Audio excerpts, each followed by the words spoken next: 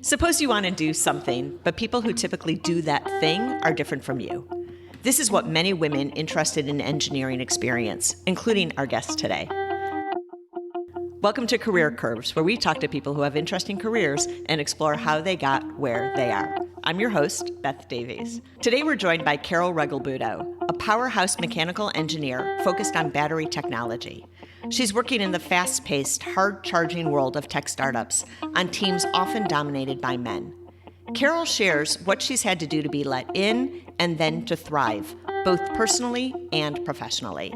She also shares how she became passionate about diversity and inclusion and how she has incorporated this into her work. Carol, thanks for joining us. It's a pleasure to be here, Beth, and to see you again. I know. This is thrilling because you and I worked together at Tesla. We did. And I knew when we started this podcast that we just had to get you on. I'm so honored. So thank you. Thank you. Of course. Happy to be here. So I've already mentioned that you're a mechanical engineer and that you're working on battery technology. Mm-hmm. Can you explain both of these? What is a mechanical engineer and what do we mean by battery technology? Your first question of what is a mechanical engineer, I love because it takes me back to my days of being a college engineering tour guide, which is really fun, where I would have to explain what mechanical engineering is to a lot of high schoolers.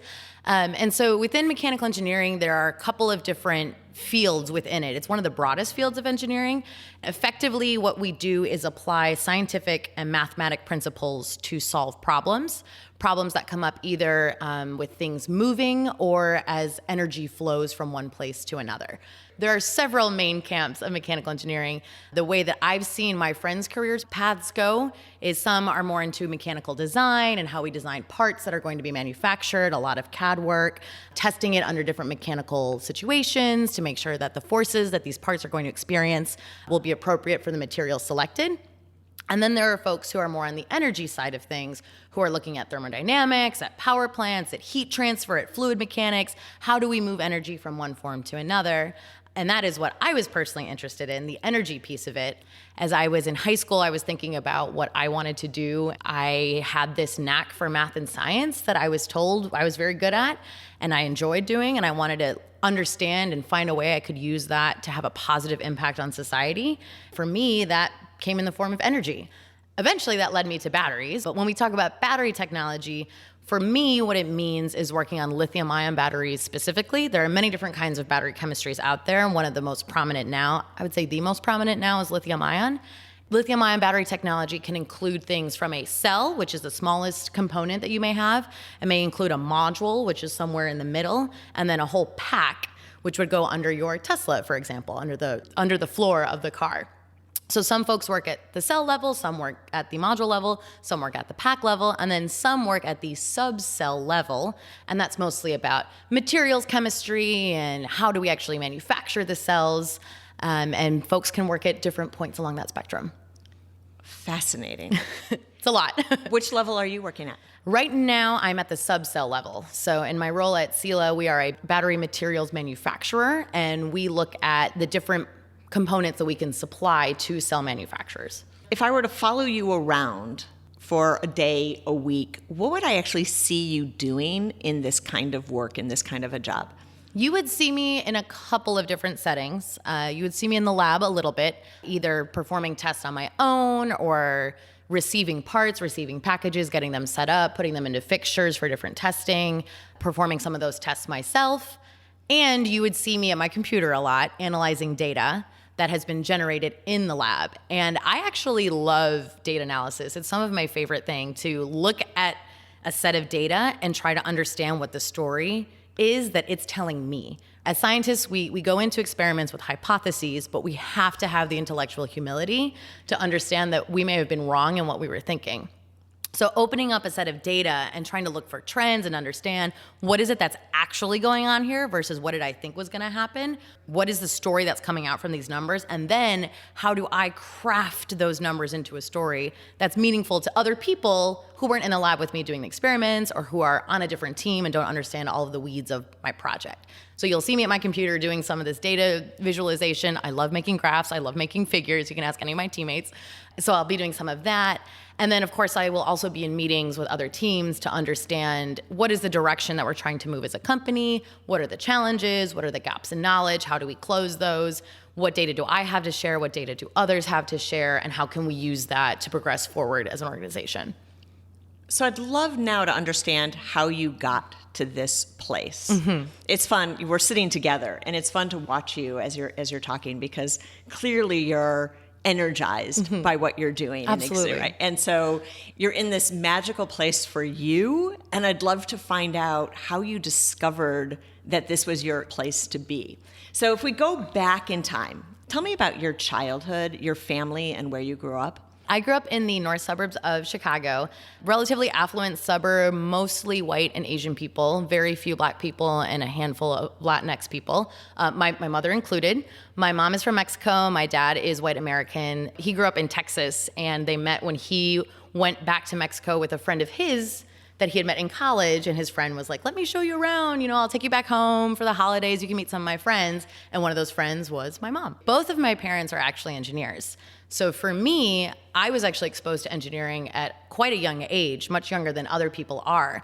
And I think what was really powerful for me in retrospect, which I didn't appreciate necessarily growing up, was that my mom was also a chemical engineer. She had a PhD in chemical engineering. So for me, it wasn't strange to me that a woman could be an engineer, and it didn't stand out to me as atypical because that's just what mom did. For me, that really spoke to the power of representation, that I didn't see engineering as something that was inaccessible because I had this role model in my life who was doing it and living it every single day. I had a very happy, positive childhood with a lot of support that I'm incredibly thankful for. What type of messages were you getting about what you should be or what career and work should be in your life? That's a great question, and one that, as I was trying to think about this, I was struggling a little bit to understand what the different messages were, because again, I had this role model in my life who was a Latinx woman who was an engineer and had a PhD. So that was a message that I was getting completely unconsciously. And at the same time, as I started becoming older, as I got into high school, I realized throughout my own experience, like in my advanced science classes, that there were not as many girls as there were boys in the classes. But that, for me, didn't send me the message that I couldn't do it. It just made me realize that there were fewer of us. And again, I think it speaks to the power of representation and role models that I was able to still see myself in those roles. Whereas for other people who don't have that representation, I can see how that would send the message of, this is not a place for you because there's no one here who looks like you or comes from your same background. But as I got older and in high school, you start to realize that you start to get the impression that as a woman, you're valued more for your appearance than you are for your intelligence, that to be a smart girl or a smart woman can be considered intimidating, that we're not supposed to be confident. And those things I started to become more aware of, I would say, in my teenage years. How did you choose to respond to that? It just wasn't me. It wasn't me to shrink. I've always been kind of an obnoxiously outgoing person, and I think my confidence comes from my mom, I'll have to say. I'm sure my family can either check me on that or not. It wasn't me, and I didn't believe in it. So as you were finishing high school, what was your plan? I wanted to study engineering, and I can tell you how I landed here, because I still remember the day. I was sitting in our high school library, and I was either reading or doing some assignment or working on college applications, I forget what. And I was such a nerdy kid that the two options I was considering for college were astrophysics or mechanical engineering, which are both very specific and very nerdy.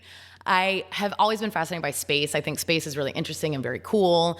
And so I thought, I could study, supernovas or how different gases burn. And that's really interesting, and all the fusion and the physics that happens there. And as I started digging into it and questioning it for myself a little bit, I started thinking, okay, this is all really interesting science, but how does that help people? How does that help the world today? And for me, I was thinking about, in a couple hundred years, if we're trying to go to other planets or do interstellar travel, maybe my research will help inform some of that work that helps push human technology forward. But a couple centuries it's a little bit too long of a time frame for me. I'm kind of impatient, and that was too long of a payoff. So I thought instead, if I studied mechanical engineering, I could work on green energy and sustainable energy and work towards mitigating the effects of climate change. And I felt I could have an influence in a couple of decades as opposed to a couple of centuries. And so you chose mechanical engineering. I did. And where did you go to school? University of Illinois at Urbana-Champaign. My dad he was a professor at University of Illinois at Chicago for many years. And because of that, that means I got 50% off in-state tuition at any University of Illinois school, which made University of Illinois at Urbana-Champaign a very attractive option because it was an excellent engineering school in line with what I wanted to do. And because of the tuition waiver that I got, it meant I was able to graduate debt-free. So between having that and some merit-based scholarships, I actually graduated college without any debt. We hear often how much debt affects people's ability to make the choices they want to make versus the choices they have to make. So yeah, that really is quite a fortunate position. It really was. And it's not lost on me that I was put in that position because of the privilege I had growing up in the family and in the socioeconomic status that I did. And my best friend will remind me that it's not just that I also got good grades in school. That's right. But it's certainly a combination of both of them that I would not have been afforded that opportunity without the privilege I had. So as you're studying mechanical engineering, were your classes equally mixed gender-wise, or were you finding the disparity that you had felt in high school? I felt it far more profoundly in college than I did in high school.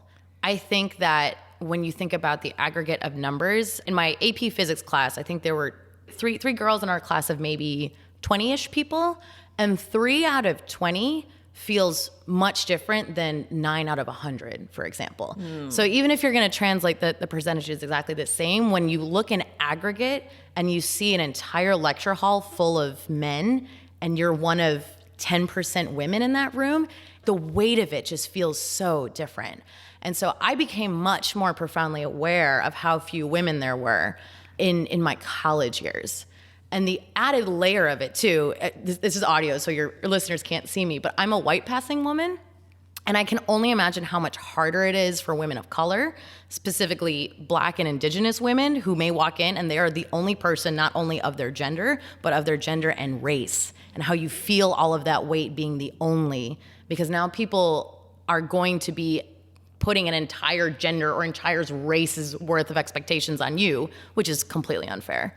How did you respond, or how did recognizing this 10% activate you? What I found most impactful was to be a high performer. I think because of the schools that I went to, the high school that I went to, I was set up to be a very good student. And I realized that the boys stopped talking when I got better grades on them than on all the exams. And when I had higher GPAs than them, then they stopped. They would just shut right up if they ever challenged me. One of the examples that I have is from at the end of my college career, I was applying for grad schools. I had applied to several schools, and I was accepted to every school I applied to, which was really awesome. Stanford offered me a fellowship for to fund the first 5 quarters of my time at Stanford. And I was super excited. I was telling a lot of my friends about it. I got in, I got this fellowship, blah, blah. And I still remember this one classmate of mine telling me, he's like, you only got that fellowship to hit like the quota, right? You only got that fellowship because you're a woman and they have to hit their quota of having enough people. I was so taken aback. I didn't really understand how to respond to it. And how did you respond to that? In that moment, I said, you know what, person? My GPA has been higher than yours every single semester we've been here, and I have performed better in every single class we've taken together, and that's why I got this scholarship. That's why I got this fellowship. Good for you. That it was for the performance. So while you're an undergrad, tell me what role internships played in your both education and career growth. Internships were really strongly emphasized at U of I, University of Illinois. We had 4 career fairs a year. Some were student run, some were run by the Engineering Career Services Office. And it was really emphasized because they help you get a lot of work experience and kind of try on different jobs to see if you like them, try out different industries, different applications, and see where you land. So internships for me were very big. I had an internship after every summer in college. I did not get an internship between my senior year in grad school because I wanted to take a little bit of a break. The first one that I did was working as a research aide at Argonne National Lab. And I'll admit that I 100% got that job because of my mom, because she worked at Argonne National Lab and she knew someone in her department who was looking for a student to help do chemical inventory. And so I scanned barcodes on chemicals the entire summer. But on my resume, I maintained an 100% compliance rate in something inventory, whatever it was. I was able to make it sound a little bit more glamorous than it is. But what did help is that put Argonne National Lab on my resume, which made getting the next internship easier. Question for you, though, before you tell me about the next internship. Yeah. So scanning barcodes. Yes. Sounds very manual and not quite at that level that you'd been studying. Mm-hmm. Was that tough for you to kind of reconcile of, hey, wait, I shouldn't be scanning barcodes, that somehow is beneath me? I think maybe initially I probably had some of that hubris of, oh, I'm better than this, I can do that. But I think actually being in that environment gave me a lot of perspective, and it was very humbling and certainly a reality check of like, oh, I just finished my freshman year of college. I actually don't really have very many useful skills right now. I'm still learning, I'm growing, I'm picking things up. Yeah, I took AP physics or whatever it was, but I haven't done a lot of experimental design or experimental planning or execution of these various lab techniques because I saw all of the other work that was going on and that there was just a lot there that I did not know or understand or have any sense of where to start to approach these problems. Which is half the value of an internship, Absolutely. Frankly, right? Like getting that reality check. Absolutely. So tell me about your other internships. So the next summer, I worked at ConocoPhillips Wood River Refinery. So I was a reliability engineering intern at the refinery. That was a very eye-opening experience for me. I wanted to work at an oil company because I figured if I was going to go into energy and try to improve and make green, sustainable energy, I should have some sense of understanding of where the industry was starting and what the current lay of the land was in its current form. Are there opportunities within these oil and gas companies? Are they doing renewable work? Do I want to, what is it like? And how can I either build on that forward in my career? Or maybe there are parts of these companies that I could see myself working in. Frankly, it goes back to what you said early on about being a scientist and having a hypothesis and then checking it out, right? Because you could easily think of that. Right, because you could easily have the hypothesis that oil company, gas company equals bad, as opposed to going in and saying, like you did, wait, what are the opportunities here? What are they also working on? What's happening? And looking to prove out that hypothesis. Right. Interesting. In the end, it was not the industry for me. Some of the challenges there for my discipline were not what I wanted to be working on. And then overall, if I looked at the global impact, I wanted to be working on a different suite of technologies that I thought were going to have a better impact overall. But specifically from that internship, I was on the reliability engineering team. And what I realized was that work as a mechanical engineer at a refinery was not the work that I wanted to be doing. So a lot of reliability engineering, it's, how do we design our equipment to last a certain number of duty cycles? What should we be designing our pipes out of so they can handle these corrosive chemicals or the pressures and the temperatures that they need to? And some people are super into that, and that's awesome. Like getting into the nuances of material design and selection and mechanical design, I think can be incredibly interesting. It's not my preference. What I realized was that the ones who were doing the really cool work were actually the chemical engineers. And my dad he loves giving me a hard time because he's like, oh, you're a mechanical engineer. You could have been a chemical engineer. And he's a chemical engineer? He's a chemical engineer, and he teaches thermodynamics. And I was always so adamant as an 18, 19-year-old. I was like, no, Dad, I'm a mechanical engineer. I like physics. And lo and behold, I end up specializing in thermodynamics and energy systems. Partially because of this internship where I realized that I thought the most interesting work to me was what the chemical engineers were doing. How do you take this primordial soup of crude oil and do different chemical processes on it to extract meaningful products? How do you turn that into hydrogen, into propane, into gasoline, into diesel, through all of these different things where you have to selectively pull certain molecules of certain chain lengths and all of that kind of stuff? And how does the energy flow through it? So for me, that was a very interesting thing. And because of that, I decided to specialize more in thermodynamics and energy systems. But mechanical engineering is still in all of my degrees, so I can at least take that home to my dad. One of the greatest values that internships have is illuminating this exactly for us, right? Mm-hmm. That I want in my life now more of this and less of that, Yes. and then making a better choice the next time. Yes. And so what was the next internship? So the next one for me was Ford. So I worked at Ford. I thought, okay, energy, increasing efficiency, one of the big spaces where that happens is the transportation sector. So how do we think about more efficient transportation? And I wanted to work at Ford. I was in the lubrication and mechanical friction group. Tribology is the technical field of study. So I was looking at friction between piston rings and cylinder bores.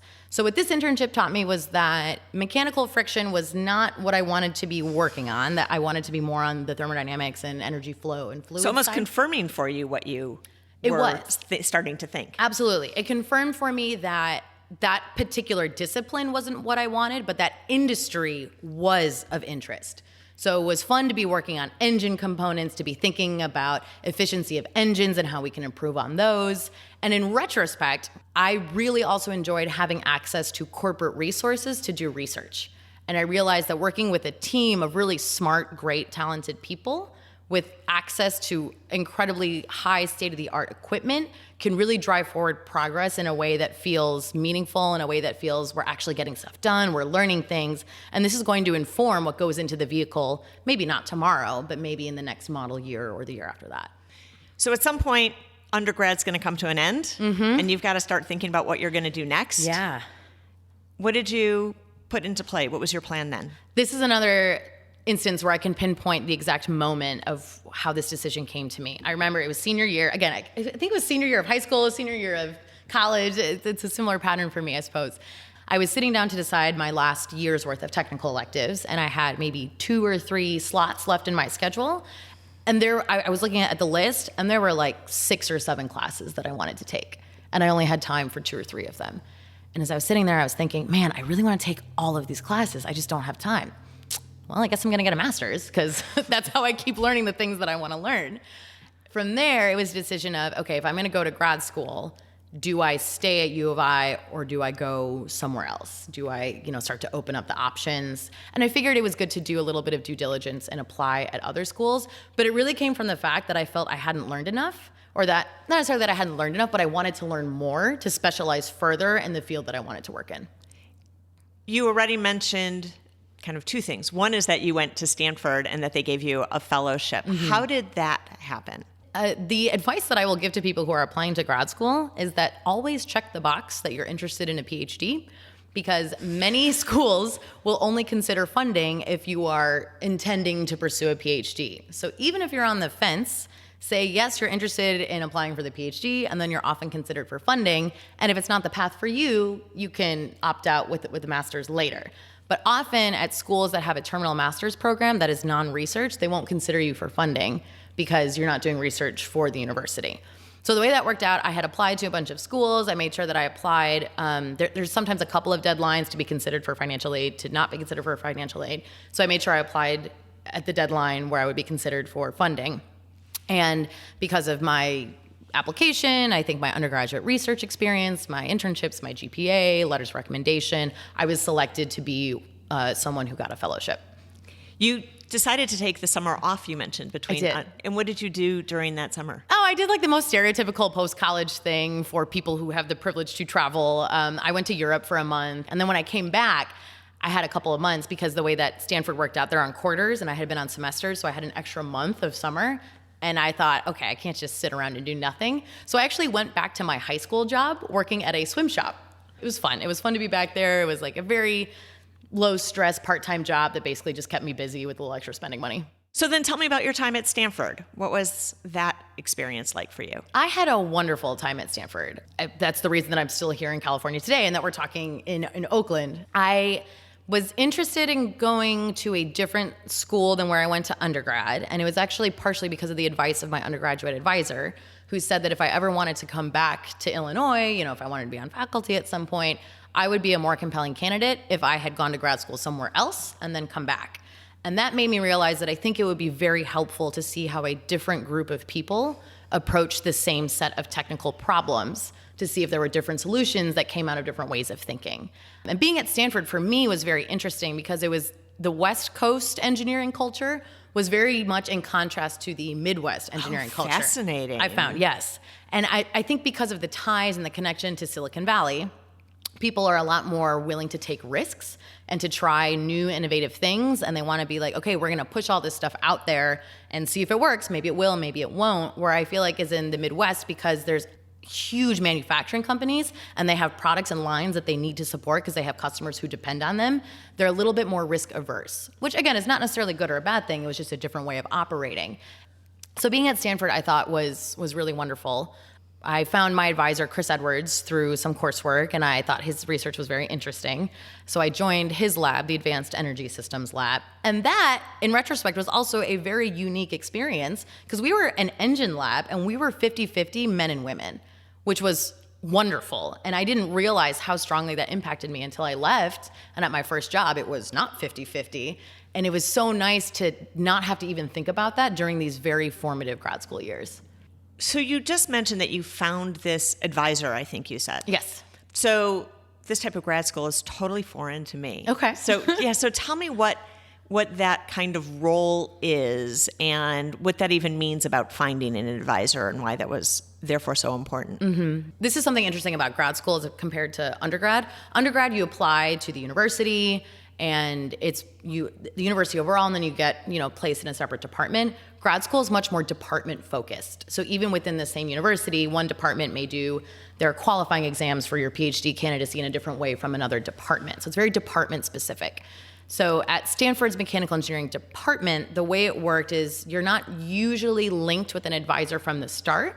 Whereas at other schools, as you're going through the application process, you're interviewing with different professors and you have a professor identified from the moment you step on campus. Stanford was a little bit different in that sense. And is this advisor like a career guidance person for you? No, they're more, they're also called principal investigators, PIs, and they're the ones who are advising your research over the course of your graduate career. They also can serve as your career guidance counselor in a way. They can offer advice in that sense, but the primary function is to advise you on your research. Got it. And then some are also very good at doing the career development, some are less good. Got it. So less about you as an individual and more about your study, your science, your research. I would say in general, yes. In my case, my advisor was also very in tune to me as an individual and what I wanted and what kind of work would make me happy. And you said that you found him. You selected him. Mm-hmm. Do you remember what your thought process was on how you? It was a sought him two-way out? process, but absolutely. It was one of the things that led me to choose Stanford over some of the other schools that I had gotten into. In the end, I decided I shouldn't stay at Illinois. I shouldn't stay in the Midwest. I should go somewhere else and experience a new region of the country, a new university. And I was deciding between MIT and Stanford. I was looking down the list of professors and their research at MIT, and I just wasn't excited about a lot of the focus areas. And it turns out that research is just a small component of getting a PhD. And I was like, if I'm not excited about this research, this is going to be a hard PhD. And you're facetious about saying it's a small part. It's a huge part, yes, definitely. So I had already looked at Chris's lab and his work as I was applying, and he was one of the people that I was interested in. So again, the way it works at Stanford, you don't come in with an advisor selected. You shop around a little bit. Sometimes you'll do a rotation in a certain lab's group for a quarter or 2 quarters. You'll go to their lab meetings, maybe work on some smaller projects. When I came on campus, I was very interested in working for Chris. He was the person whose research aligned most with my interests.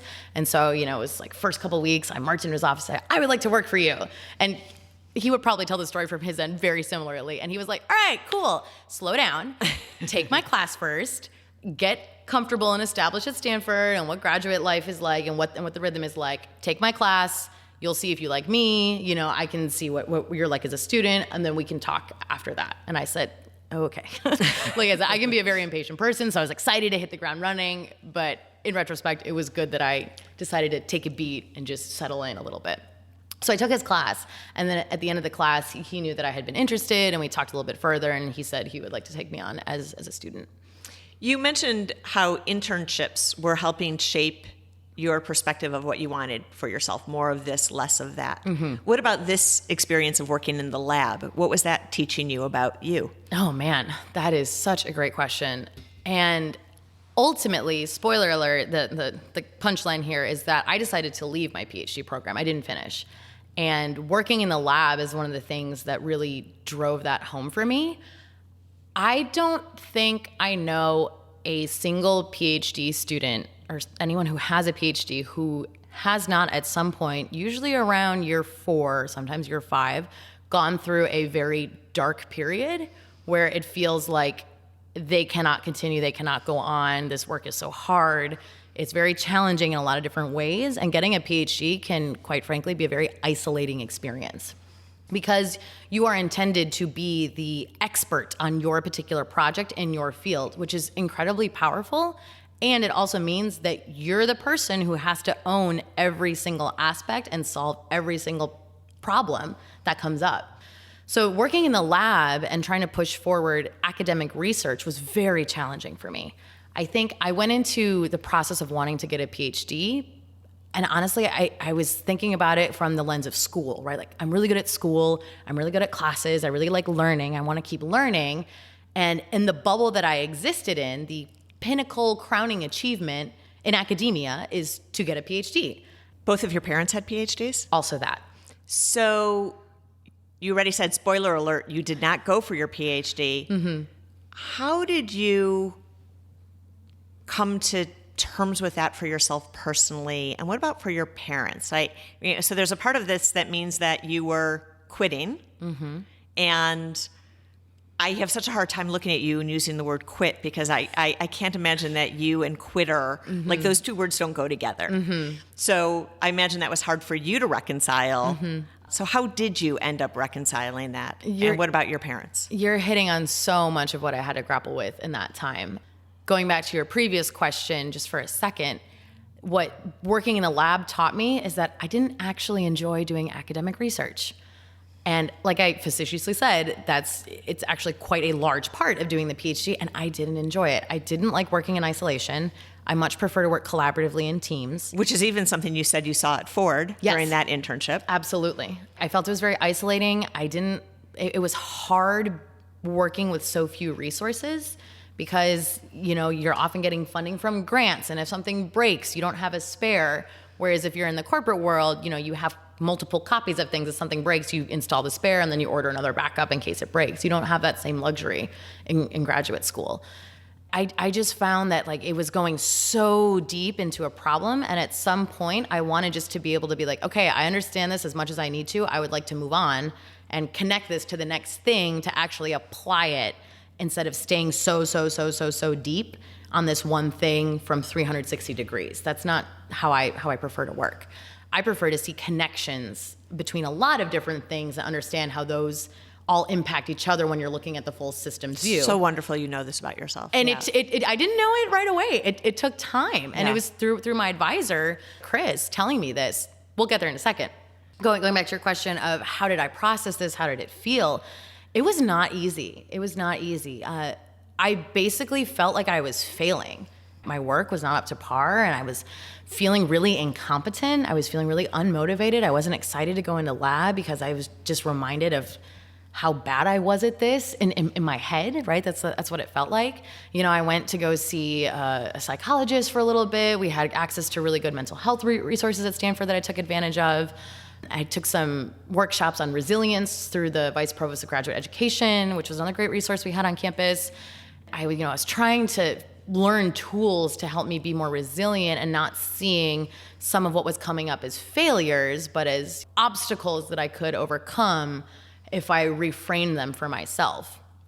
Ultimately, and it's through a conversation with my advisor that helped here, he recognized that I was not in a good place, that I was really down, that I wasn't my cheerful, bubbly self, and he called me in his office and he said, Carol, I'm noticing something is a little bit off with you, and I'm wondering maybe if this isn't the right fit. He's like, I just want you to be happy, and if what makes Carol happy is for you to either go be in somebody else's lab, to change the projects within this lab. He's like, or maybe you should try an internship in the corporate world and see how that feels. See if you like that more than doing the PhD research. It was hard to hear that I was letting him down in a way, letting myself down, and having to come to terms with this fact that it really felt like I was failing. And because I had had such academic success beforehand, this was the first time I really had to grapple with that. And so the way that I had to process it, ultimately, I had to give myself permission to see it not as a failure, but as a way to realign my path with my strengths. And through talking with my advisor, I couldn't shake this feeling of having failed. And I told him, I was like, you know what, Chris, I feel like I'm failing. I don't have what it takes. I can't hack it, right? I don't have the perseverance. I don't have the determination, that I'm not good at this. And he told me, he was like, Carol, in every class that I have had you in, when I explain a topic, your hand is the first to go up. And I think a lot of my classmates will probably laugh because I was always known as the person who asked a lot of questions. And he's like, to me, that's not a signal if you don't understand. That's a signal of you're understanding it quickly and asking how it connects to other things. Those connection making, like you said, that's what you like to do. And he was the first person to actually name that. I had never named it for myself. So him naming that and saying, this is a strength of yours, of seeing connections between other things. When he said that, it clicked for me. Yes, this is why staying so focused on one thing is so difficult for me and why I'm struggling so much and not enjoying it. And he was saying that ability to see connections is really something powerful and something that I could apply very successfully in the corporate world. You mentioned that you didn't want to fail him. And the way you portray his role in your story is that he was actually saying to you in so many ways, you're not failing me to make the decision that's right for you. Right. But I can imagine it didn't necessarily sound that way at the time, but it sounds like you can appreciate it that way now. Absolutely. It felt a little bit like I was failing him, but also not. I think really I felt like I was failing myself, and I was projecting that outward because he was incredibly supportive of my decisions. Like. Yeah. And in terms of how you'd asked me about my parents. I was going to go back to that. Yes. My parents have always been incredibly supportive. And again, I think that feeling like I was failing them because they had this advanced degree that I sought out to get but didn't get, I think that was mostly my internal sense of failure that I feared they would also share that they didn't. I also left to a full-time, well-paying engineering job in Silicon Valley, so I don't think they were really concerned for my future or well-being. Although we're jumping ahead just a little bit. We are. All right, so let's get there though. So it was suggested to you to try an internship in the corporate space. Yes. And so what did you do? How did you respond to that? The way that I went about that, after the advice from Chris that I should, prototype the experience. I'm very big on prototyping experiences. So prototyping the experience of being in the corporate world, I started looking for internships. And I updated my LinkedIn and made it known that I was looking for these things and some of the experiences that I had that would be compelling to recruiters. And I got an email from a recruiter from Tesla asking if I was interested, because of my experience, in internships at the Gigafactory. I was not interested in internships at the Gigafactory, but I had the presence of mind to think, oh, well, this is a Tesla recruiter. Maybe they can help me get in Palo Alto because the office was 10 minutes from where I live. At the same time, in parallel, I contacted a former colleague of mine from Stanford that we had from similar social networks. And I knew that he worked at Tesla on batteries. And so I sent him my resume, and I think they eventually merged my application in some way to apply for an internship on his team. So you go into an internship at Tesla, and how did that experience shape your thinking about, again, this PhD decision versus, nope, I'm leaving it now? It was so great to be outside of academia. I was so much happier. It was so great to be working with really skilled, talented people. It affirmed for me that I was much happier in a corporate space, working collaboratively on teams with other people on my own team, with people on other teams, and having access to resources to really propel things forward in a way that felt incredibly meaningful, because the work that we were doing informed, again, the next iteration of product. And now when I see Model 3s or Model S's or Model X's down the street, I'm like, I had a hand in helping craft that. It's interesting because you said, going back to your high school years when you were trying to decide between astrophysics, which has a super long time horizon, to actually now, frankly, you're involved in something that's more about almost a consumer product. So now you've got this opportunity to be affecting things short term. So you kind of also were fulfilling this desire of personally needing to make an impact faster and really getting to do that. Absolutely. And I think it was also very fulfilling to feel like I was having an impact on a shorter time frame, because I think one of the things that's challenging about the PhD is you don't have deadlines.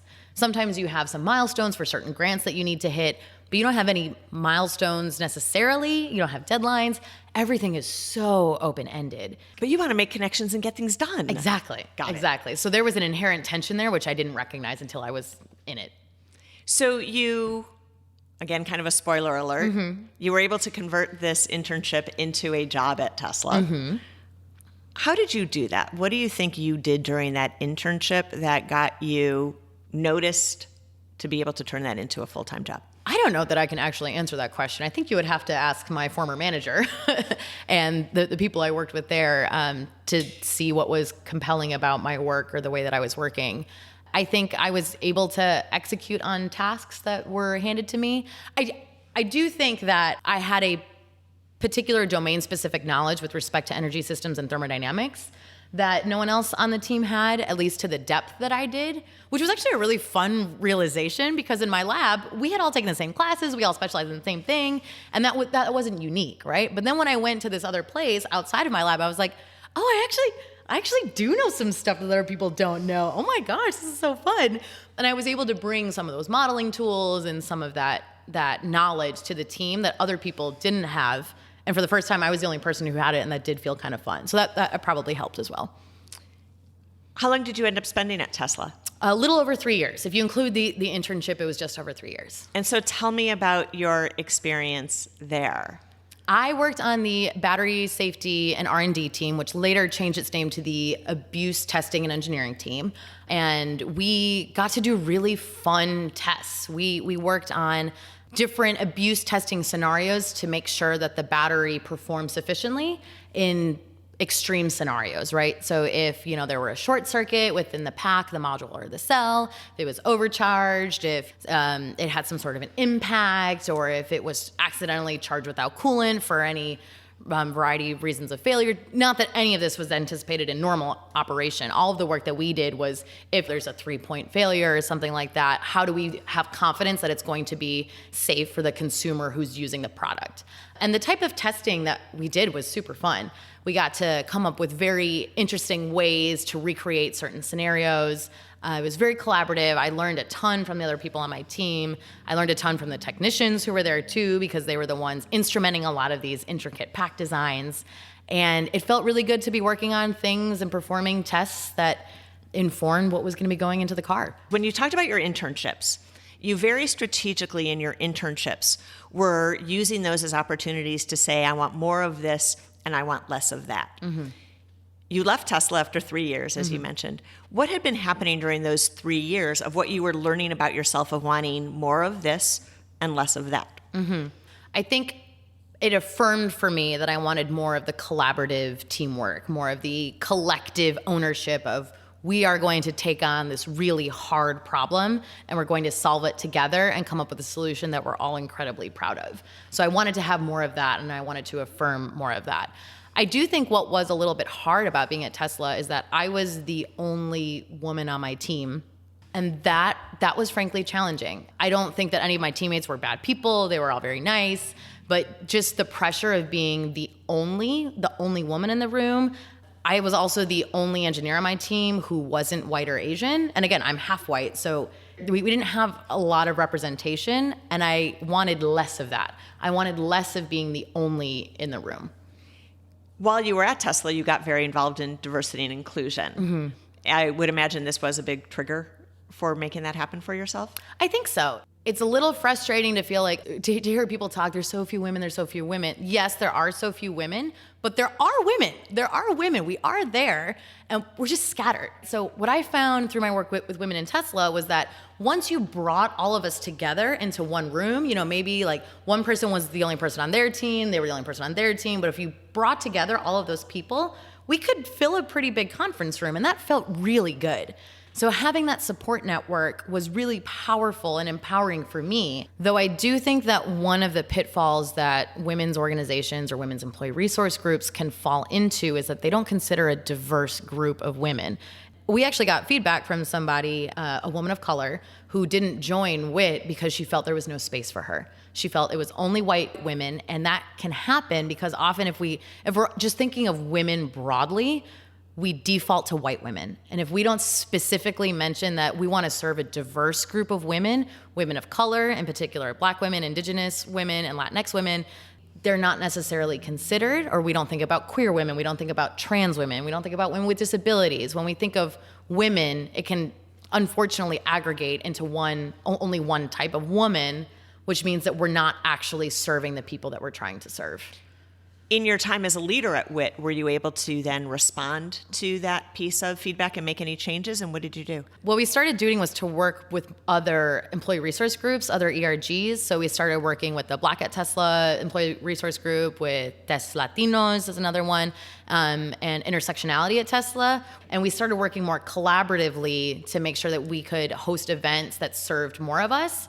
And then whenever WIT hosted a panel, we made sure that the people on the panel were not all white women.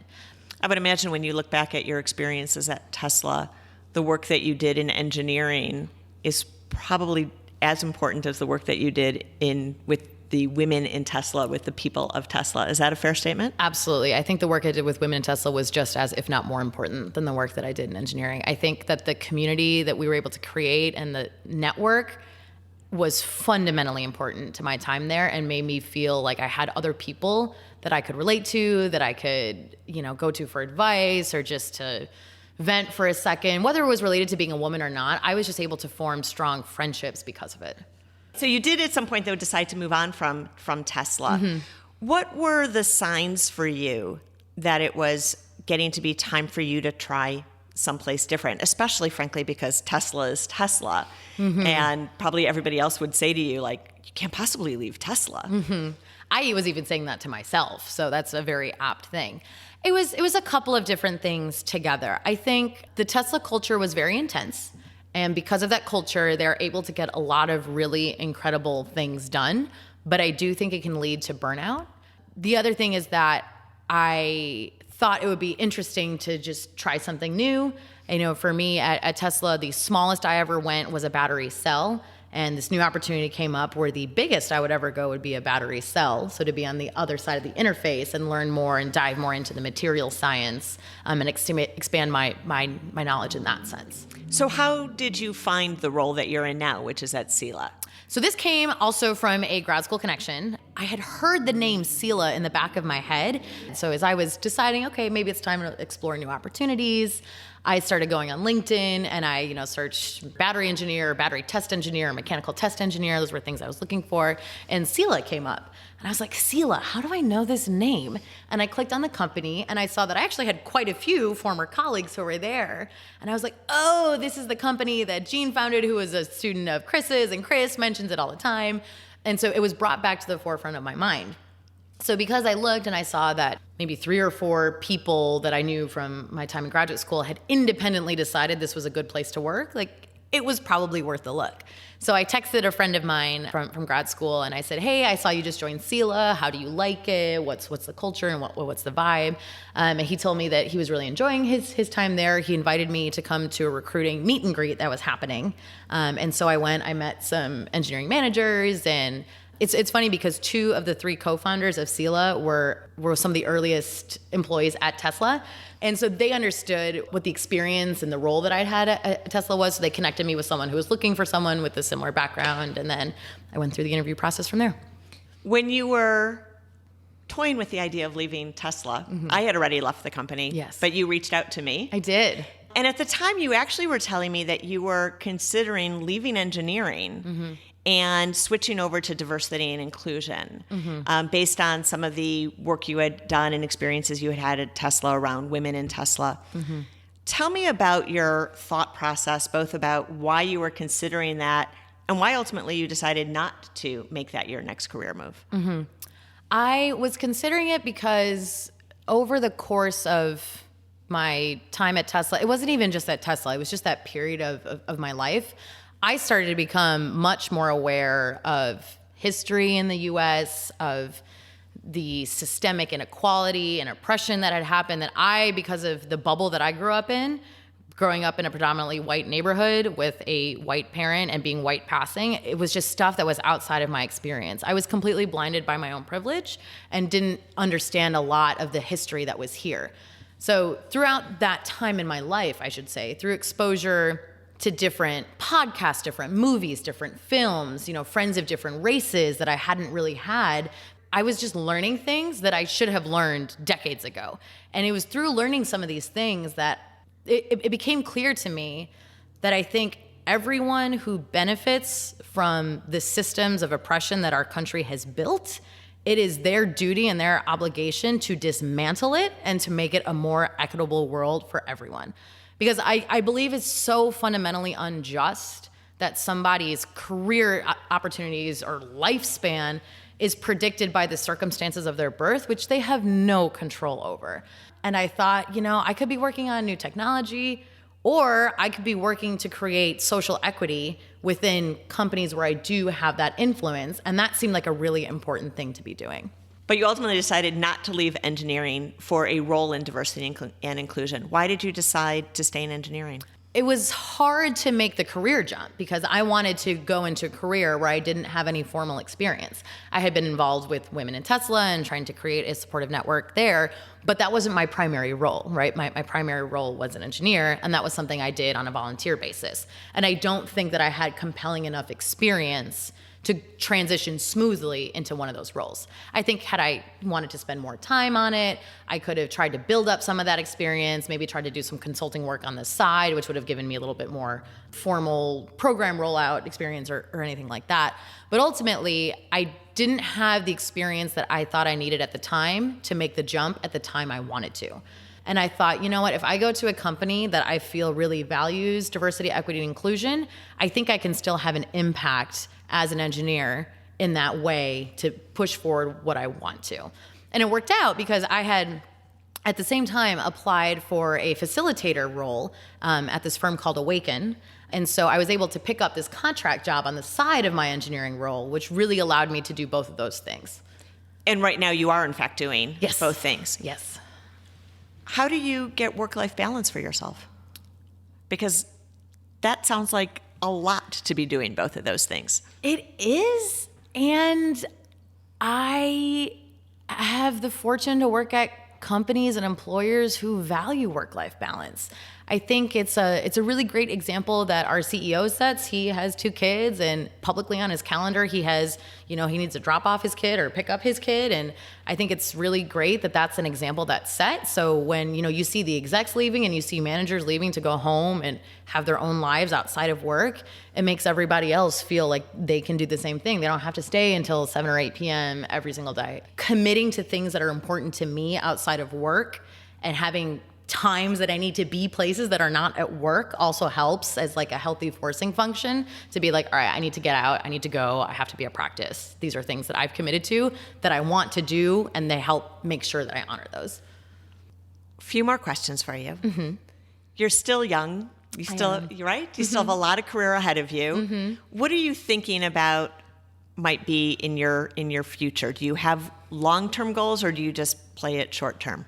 A little bit of both. I think in the immediate term, and my manager at Sela knows this, I would like to be a manager myself. I think that would be a great way to combine my technical background and my belief in wanting to drive forward social equity. I think as a hiring manager, you have a lot of organizational influence to push forward a lot of those initiatives. And again, I really enjoy working collaboratively and working with people, and I've always enjoyed teaching, so I think that developing employees would sort of draw on some of that. So I would like to be a manager, maybe work my way up, or maybe as the organization grows, potentially stay and move up to director, maybe VP someday. I'm not really sure what it looks like beyond manager. I also have thoughts of running for office someday, which I think could be kind of interesting, whether it be local office or Congress. This is super far out, so don't be thinking like Carol for 2024 or anything like that. But it's something I've thought about, again, to be able to work for social equity on a national stage or even on an official government stage. So that's something I've thought about. I don't know what the timing of any of this looks like, but it's things I'm thinking of. It's just fun to play with those ideas. Exactly. Yeah, it's a little thought experiment. All right, so my final questions. Mm-hmm. What would you say is the smartest career move you made, whether intentionally or accidentally? I think the smartest career move I made was dropping out of my PhD. It was the hardest choice that I had to make, but my emotional well-being and my quality of life just went so up. It got so much better after I left, and I was able to find work that really aligned with the things that I was good at and could feel good doing. Yeah, I absolutely hear that in your story. I probably would have been surprised if you had told me something different than that. Yeah. But what about this one? If you could have one do-over, what would it be and why? If I could have one do-over, I would have taken more classes in college that were specifically either in African American studies or women's studies or Latinx studies, to understand that history that I had just been completely unaware of until later in my life. I wish I would have taken those classes sooner to learn some of that stuff and start to unlearn and unpack my own privilege and biases at a much younger age. What's one piece of career advice that you wish you could go back and give your younger self? To give yourself permission to fail, but to also give yourself permission to see failure not as a failure, but as a learning opportunity. How do you take that? How do you learn from it? How do you apply it to something new in your life? And when it is a failure, it's not necessarily because you're a dumb, terrible person with no work ethic, which is what I was telling myself. It's that this maybe isn't the right fit for you, and that's okay. Your path can change, and maybe what you thought you wanted isn't really what you wanted, and that's fine. Couldn't agree more. Last question. How do you define success for yourself? For myself, I define success as fulfillment with the life that I've created. And I think there's a lot of aspects to it. The life that I've created includes work, it includes activities outside of work, it includes romantic relationships, friendships, family relationships, where I live, what's in my house, how I feel when I move in certain spaces. It's fulfillment with the life that I've made and working to creating a better world. Carol, thank you for sharing your story. I have adored you since the moment I met you, and I am honored to have had you on our podcast. And so thank you very, very much. You are very welcome. It has been an honor to be here. Thanks for having me. If you enjoyed this episode, we hope you'll subscribe, listen to our past episodes, and tell your friends. We also invite you to visit our website, careercurves.com, to join the conversation and take advantage of the resources we've posted to help you in your career. Finally, be sure to like us on Apple Podcasts or wherever you get your podcasts. Thank you for listening.